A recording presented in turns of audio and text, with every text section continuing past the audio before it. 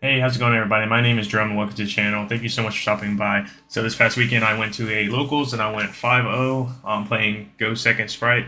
I am not the creator of this deck, so I can't take credit whatsoever from it. It's actually from the Spright God himself. I'm terrible with names, but I think his name is like Din or something. I'm so sorry if I got your name wrong, man, but I will put a link in the description to his video down below. He goes more in depth with how the deck works and stuff like that. He also does a bunch of Spright builds, and I think right now he does like Pearlies as well.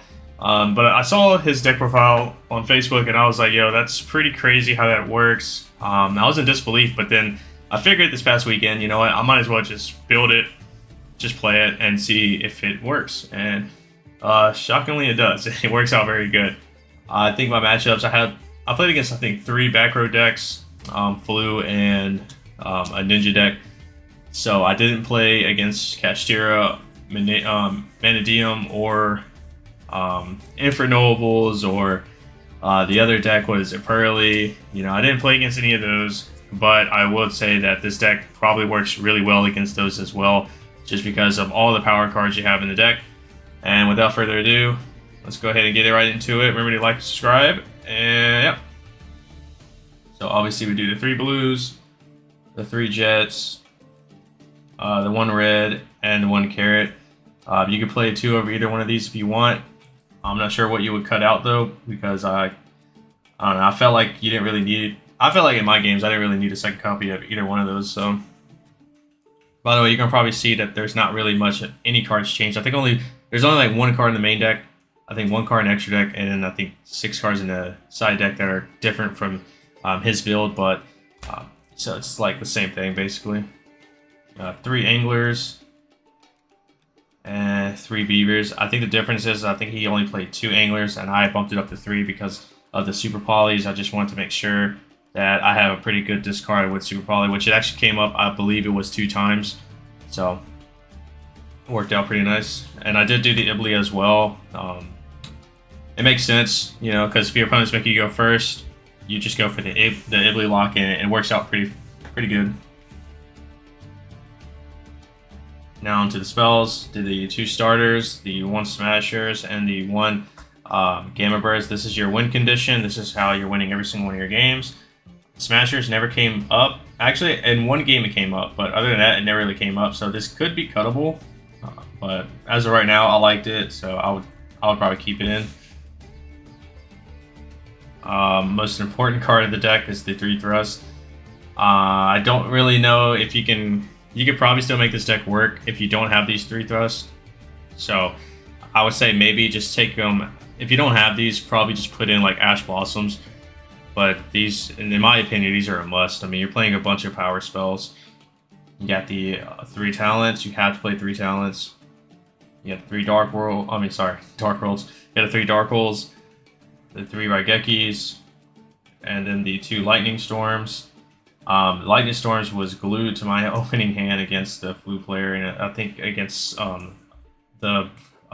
against Eldritch, it was like branded Eldritch and Flu. Lightning Storm was just glued to every one of my opening hands. It was pretty crazy. And the 3 super polys,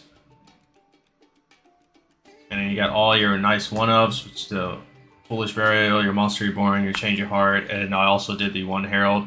It made sense because I think in his video he says that you're going to always match that 1 deck where there's going to be 1 monster that's unaffected or something, and Herald will come in. Lucky for me that didn't happen, but I kind of wanted it to happen so I can, you know, at least play it. But out of every game, I've somewhat always had thrust, so I always had a way to get to Herald, but never needed it. But it is always a good, like, safe card to have, especially since Pearly's in no format. For the extra, got the 2 Sprints. You have to play 2 Sprints. You got the Nightmare package, just the Phoenix and the Cerberus. I believe it went to Phoenix, but never got to use the effect. I'll just use as doing damage, and never went to Cerberus. I got skill drained a lot, by the way. I think every trap deck I played against, I got skill drained. So, Link Revo for the Ibly.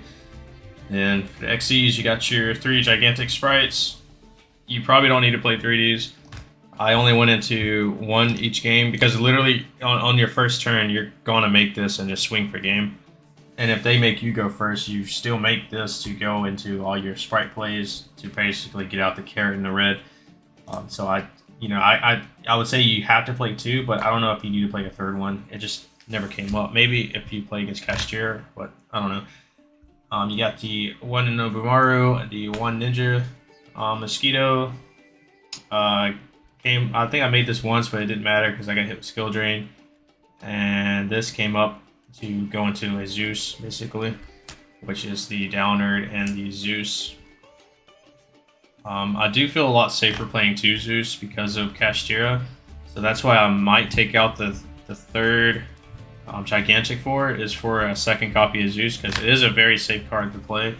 But then again, if you're that scared of Unicorn, just don't activate any monster effects before doing, before just blowing out the cards. I guess just do Raigeki first and then do monster effects.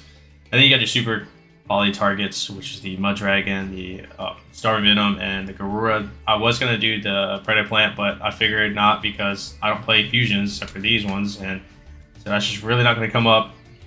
So I decided this one because there's two dark monsters on the field, so that'll probably come up more. I think he used a different fusion monster, so this one, I'm pretty sure he used something else.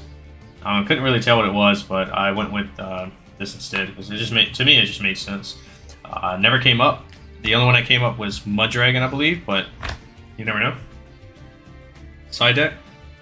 I side decked the 3 Ash Blossoms, the 3 Ghost Bells, the 3 Droll and Lockbirds. As you can see, it's just a bunch of hand traps, 3 Nibiru's, and last but not least was 2 Cosmic Cyclones and a Harpy's Feather Duster. I believe he main decked the Harpy's Feather Duster. I chose to side deck it, but I definitely see why you would want to play this in the main deck. There was like 2 times where, especially since I matched a bunch of back row decks, I was just like, man, I'm kind of missing the Harpies. But these came in clutch a lot, so I highly recommend playing at least 2 Cosmic Cyclones. I believe in his side deck he played, I think there's 3 Contact Seas and 3 Retaliating Seas, which make a lot of sense. The only reason why I didn't play them was because I don't own, I believe it's a Contact Sea. I don't think I own those. So I have to definitely get them because after looking into it, I was like, yeah, they definitely do come up against certain matchups like Branded and Pearly and all that. So it made sense to play those. I just don't have them. But when I do get them, I'm definitely going to play them. I'm thinking about taking out the Nibiru's, and I'm not sure what would be the other cards to take out because everything is kind of needed. But yeah, so there you have it. Like I said before, can't take any credit for it. I didn't come up with it at all, but I really enjoyed this deck, and I think I'm going to play it more often. It was pretty fun. It's probably one of the most fun Spright builds I've played yet, and I'm looking forward to playing some earlies when I get my hands on those, stuff like that. But yeah, until then, I will see you all in the next one. Peace.